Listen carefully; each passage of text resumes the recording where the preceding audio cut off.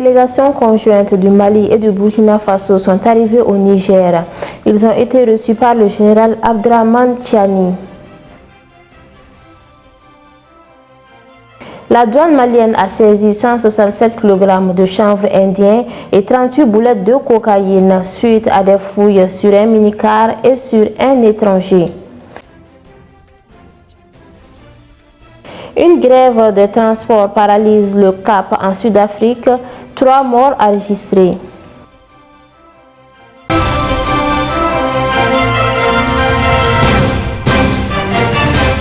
Merci de nous rester fidèles. Mesdames et messieurs, bonsoir et bienvenue dans cette édition.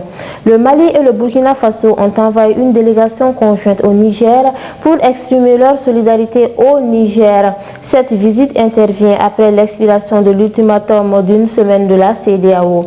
La délégation Mali-Burkina Faso a été reçue en audience par le président du Conseil national pour la sauvegarde de la patrie, le général Abdrahmane Tchiani. Le Burkina Faso et le Mali ont en effet décidé d'envoyer une délégation à Niamey sous la conduite du ministre d'État malien, ministre de l'administration territoriale et de la décentralisation, porte-parole du gouvernement, le colonel Abdoulaye Maïga. Objectif, témoigner de la solidarité des deux pays au peuple frère du Niger, précise un communiqué publié sur la page Facebook des forces armées maliennes. En réaction au coup d'État ayant déposé le président Mohamed Bazoum le 26 juillet dernier, des chefs d'État et des gouvernements de la communauté économique des États de l'Afrique de l'Ouest et de l'Union économique et monétaire ouest-africaine, UEMOA, réunis le 30 juillet au sommet extraordinaire à Abuja au Nigeria, ont pris des sanctions sévères contre le Niger et menacent d'intervenir militairement si le président déchu n'était pas rétabli dans ses fonctions dans un délai d'une semaine. Le lendemain 31 juillet, des gouvernements de transition du Burkina Faso et du Mali ont publié un communiqué conjoint pour exprimer leur solidarité fraternelle au peuple frère du Niger et prévenir que toute intervention internationale dans ce pays frère serait considérée comme une déclaration de guerre. Cette visite conduite par le ministre Abdoulaye Maïga est un début de matérialisation de la solidarité fraternelle envers les autorités du Niger, qui sont aujourd'hui en train de mobiliser le peuple nigérien pour faire échec à la volonté de l'organisation communautaire de rétablir le président Mohamed Bazoum dans ses fonctions. Les travaux de la 10e session de la commission mixte Mali-Burkina se sont clôturés. La délégation burkinabé a été reçue par le président de la transition. Elle a exprimé les salutations fraternelles du capitaine Ibrahim Traoré et partagé les conclusions des travaux de la commission mixte de coopération 13 ans après la dernière session.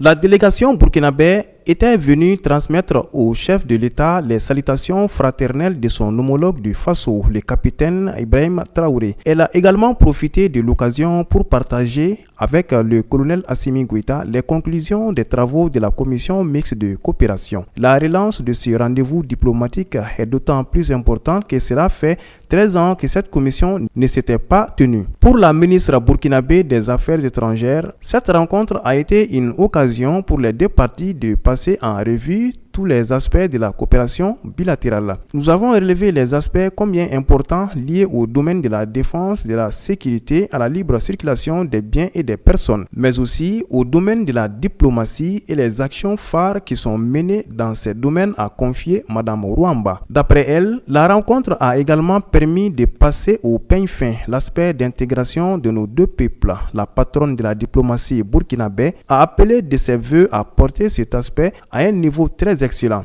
Le président de la transition nous a prodigué des conseils. Il nous a exhortés à demeurer solidaires à cette phase de l'histoire de nos deux pays, a déclaré Mme Rwamba. Le Mali et le Burkina Faso font face au triste phénomène du terrorisme avec son corollaire de crise humanitaire et alimentaire. Pour la chef de la délégation burkinabé, la question de défense et de sécurité demeure une exigence du moment. À ces propos, elle dira que les travaux de la commission mixte ont permis de parachever la volonté des deux parties de mener des actions concrètes. Mme Rwamba a ajouté que le droit de poursuite a été bien balisé au niveau bilatéral pour permettre des actions phares.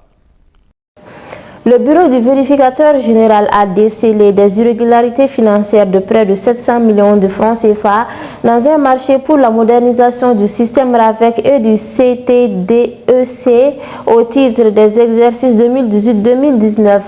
un marché exécuté par la Direction des Finances et du Matériel du ministère de l'Administration territoriale et de la décentralisation.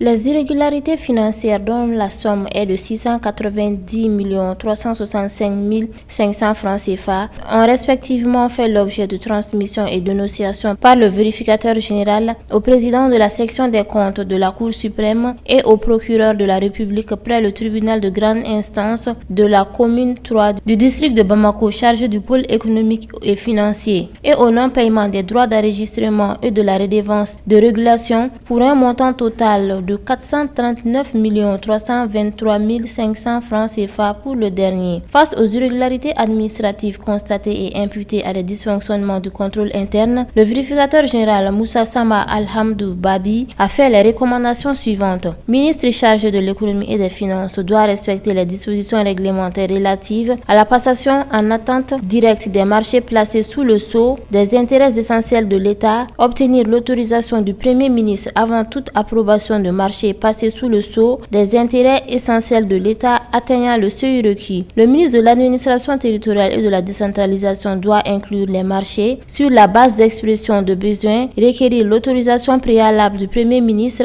avant la passation de tout marché sous le sceau des intérêts de l'État, mettre en place par décision une commission spéciale chargée de la négociation de tout marché sous le sceau des intérêts essentiels de l'État, par entente directe s'assurer de la disponibilité du crédit avant toute signature de contrat, obtenir l'autorisation du Premier ministre avant toute conclusion de marché placé sous le sceau des intérêts essentiels de l'État atteignant le seuil requis, adresser le rapport annuel sur l'état d'exécution des marchés passés sous le sceau des intérêts essentiels de l'État au président de la République et au Premier ministre, organiser des réceptions conformément aux stipulations du marché et exiger le respect des clauses contractuelles. Le directeur des finances et du matériel doit élaborer un plan de passation pour des marchés placés sous le sceau des intérêts essentiels de l'État, respecter des dispositions réglementaires lors de l'élaboration des contrats, notamment en ce qui concerne les stipulations des CGGAP, des CGAP, les mentions obligatoires du contrat et le détail des prestations dans le bordereau des prix unitaires, respecter la disposition réglementaire relative à la non-soumission des marchés revêtus du sceau des intérêts essentiels de l'État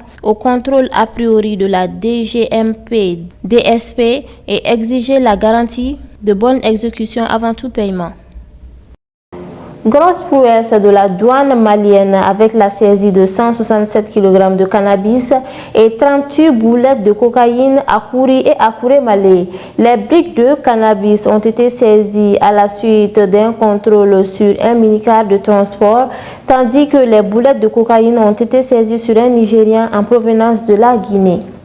Le dispositif antifraude de l'inspecteur général Amadou Kounaté a encore fait parler sa rigueur en mettant hors de circuit successivement 167 kg de chanvre indien et une quarantaine de boulettes de cocaïne. Les briquettes de cannabis ont été interceptées par le police de contrôle de Kouri dans un minicar où leur disposition anodine n'a pu déjouer la vigilance de l'équipe conduite par le chef de bureau Fousseni Kamara. Selon ce dernier, en effet, les contrôles ont révélé la présence des produits illicites sous une forêt de bidons d'huile avant qu'une fouille plus approfondie ne vienne justifier leurs suspicions. Les emballages frauduleux sont ainsi saisis et le chauffeur, leur présumé propriétaire, est mis à la disposition de la justice pour des enquêtes préliminaires au cours desquelles il soutient n'être que le convoyeur de la marchandise illicite. Quelques jours après, le vendredi 4 août dernier, c'est au tour du poste de Kouré-Malé de remettre ça avec la détection de 38 boulettes de cocaïne dissimulées dans les pochettes d'un passager à bord d'un taxi en provenance de Guinée. Selon les témoignages recueillis auprès du bureau des douanes de Kouré-Malé, l'intéressé s'est attiré la curiosité des gabelous par ses agitations suspectes ainsi que par une présentation vestimentaire assez étrange pour ne pas échapper à une fouille corporelle minutieuse. La fouille, laquelle va mettre à nuit environ 900 grammes de poudre blanche dissimulée sous le pull vert de l'intéressé. Il s'agit d'un citoyen étranger originaire du Nigeria, également remis à la disposition de la justice malienne. Les deux récentes opérations douanières à Kouri et Kouré-Malé viennent rallonger une liste déjà si impressionnante d'épisodes antifraude constamment enrichis ces derniers temps par des saisies innombrables, saisies de produits pharmaceutiques et d'aliments impropres à la consommation, d'armements, de munitions de guerre ou encore de billets de banque aux destinations criminelles. Maintenant, place à l'actualité internationale.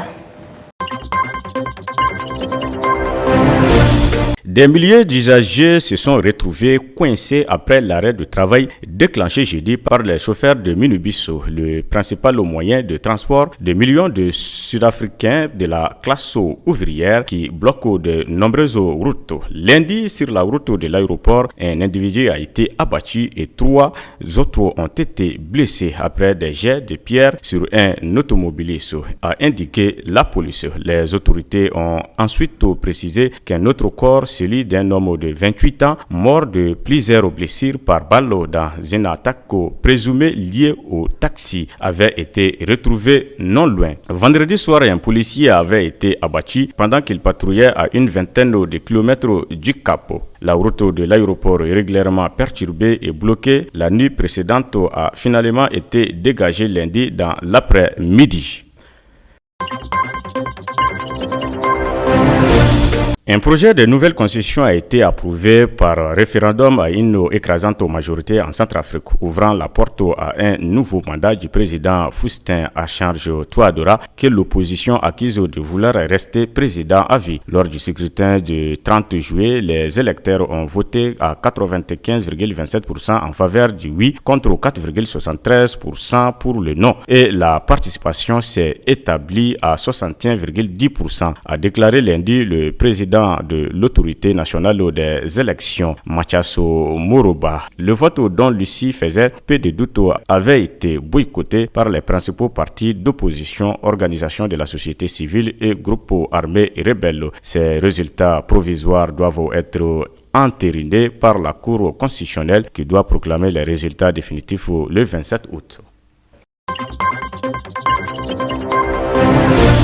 Le conflit dans la région éthiopienne d'Amhara a atteint un point critique lundi. Les autorités fédérales éthiopiennes reconnaissant la perte des territoires au profit des milices. Les combats se sont poursuivis lundi entre la milice Fano et les forces de défense nationale éthiopiennes dans la région d'Amhara. Bahir Dar, chef-lieu de la région, et la ville historique de Gondar sont devenus les épicentres d'affrontements violents, provoquant un profond désarroi au sein de la population locale. Plus de 1500 boulangers ont mis le clef sous le paillasson suite à la décision du gouvernement d'interrompre leur approvisionnement en farine subventionnée. Aujourd'hui, nous faisons un sitting parce qu'on nous interdit d'exercer notre activité qui est la production de baguettes. Cela a été annoncé dans un communiqué de l'ancien chef du gouvernement Bouden. Nos entreprises sont désormais fermées. Les gens que vous voyez aujourd'hui n'ont pas travaillé depuis une semaine, explique Mohamed Jamali, président du groupement des boulangeries modernes. La semaine dernière, les autorités tunisiennes ont décidé de priver les boulangeries modernes de farine subventionnée et pour cause leur refus de produire la baguette subventionnée vendue à 0,13 centimes d'euros.